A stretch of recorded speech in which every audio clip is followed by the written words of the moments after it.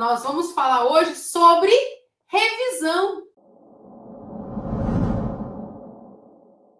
Porque muitos alunos não passam em medicina. Um dos motivos, ele não sabe, ele acha que está fazendo revisão, ele entende esse nome de revisão de alguma forma e ele faz coisas erradas. E nós vamos entender isso. Então, um erro que todo candidato, ou boa parte dos candidatos, cometem na preparação do vestibular de medicina é a revisão.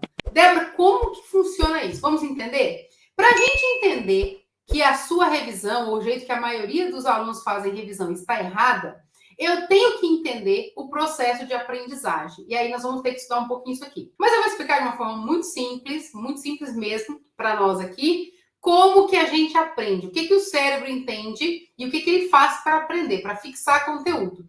Se eu entender como o meu cérebro aprende, eu vou entender melhor o conceito de revisão para eu usar isso a meu favor.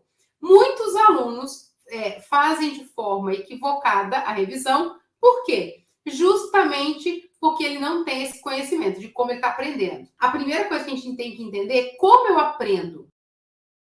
Beleza? Vamos entender isso? Então, vamos lá. Eu sempre pego um exemplo de uma disciplina que que a gente tem que estudar para ficar palpável, tá, gente? Então, quando eu pego o exemplo de uma matéria de matemática, de física e química, é só para ficar palpável, para ficar mais fácil de compreender o conceito. Então, vamos pegar o seguinte, vamos partir do princípio que eu comecei a estudar estequiometria hoje. Sei lá, estequiometria, química orgânica, reações, o que você quiser. Eu peguei um exemplo aqui qualquer, só para a gente entender o processo. Comecei a estudar estequiometria hoje. Fiz a minha aula de estequiometria. Achei fácil, achei difícil, não importa, tá? Não existe matéria difícil. Existe matéria que eu demoro um pouco mais para compreender, mas vamos lá. Comecei a estudar estequiometria hoje.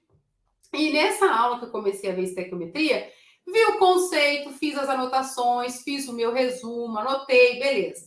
Fui para os exercícios, né? Nesse momento aí dos exercícios, eu errei, fui lá, corrigi, tirei dúvida, né? Igual aqui na mentoria, o que os alunos fazem? Eles fazem aula, tem lista, aí eles começam a fazer exercício, aí tem dúvida, vai no plantão, que a gente tira dúvida todo dia, e fica nesse bate e volta, tira dúvida, vai e volta, para fixar. Vamos supor que você seguiu esse passo a passo. Fez a aula, fez as suas anotações, o resumo do conteúdo, fez um exemplo, começou a resolver exercícios e aí começa a luta. Para muitos alunos, isso é um problema. Ele foi para o exercício e ele errou. Não, não é um problema. É bom que você tenha dúvida, que você enrosque agora quando você está na fase de aprendizagem. A Débora começou a estudar estequiometria, fez aula, fiz lá minhas anotações, né, meu resumo, comecei a fazer exercício, enrosquei várias vezes, fui lá, olhei, né, tirei dúvida, voltei, fiz, enrosquei, tarará, beleza. Aprendi estequiometria? Não. Vamos partir do princípio que eu resolvi 15 exercícios nesse vai e vem aí. Alguns eu consegui sozinha, outros não. O que o meu cérebro entende? Depois que você vê um conteúdo, que você faz exercícios, o que você precisa fazer para fixar?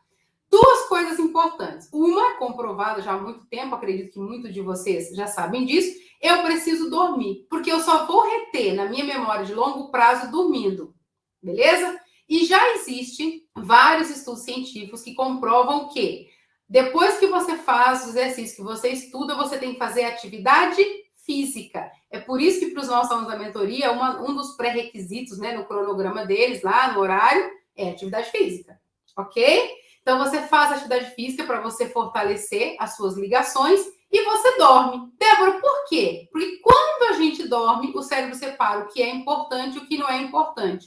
E aquilo que é importante, ele joga para a memória de longo prazo e o que não é importante fica aqui na minha memória de curto prazo. Se você só teve contato com estequiometria hoje, apesar de ter sido árduo, ficou 2, 3, 4 horas ali estudando, fez exercícios, isso está na sua memória de curto prazo. Se você está no dia 22 de março e a sua prova vai acontecer em dezembro, partindo do princípio que vai ser dezembro, vai ser outubro, sei lá. Memória de curto prazo, daqui a pouco ela some, gente. Curto prazo. Então, você não aprendeu. Você pode até lembrar desse conteúdo ali, algumas coisas, mas está na sua memória de curto prazo. No dia seguinte, você vai estudar física, depois vai estudar matemática, depois tem biologia e o mundo te engole, né? Porque as nossas atribuições nos engolem até aí. Beleza, me engoliu e eu não vi. E aí o aluno fala o seguinte, olha só, isso me arrepia quando o aluno fala isso. Eu vou fazer revisões em julho. Primeiro, isso que você aprendeu hoje, no dia 22 de março, na sua memória de curto prazo, não chega em julho. Então, quando chegar em julho, se você deixar para revisar em julho, o que vai acontecer? Você não sabe mais nada. Você lembra alguns flashes de informação, você vai voltar provavelmente nos seus resumos, vai encontrar algumas coisas ali, mas você vai ter que reaprender. Ponto, não vai dar tempo. Por quê? Se você tiver que reaprender tudo que você aprendeu até julho, acabou. Abandona o vestibular nesse ano, não dá tempo. Pensa numa trilha. Para a gente conseguir fazer uma trilha, eu tenho que passar e pisar naquele lugar várias vezes. Várias vezes. Então, eu faço aquele caminho um dia, 2, 3, 4, 10, 20. Depois de um tempo que eu estou passando por ali, aquilo vira uma trilha, certo? Eu consigo ver o caminho que eu deixei marcado. Para aprendizagem, é exatamente a mesma coisa.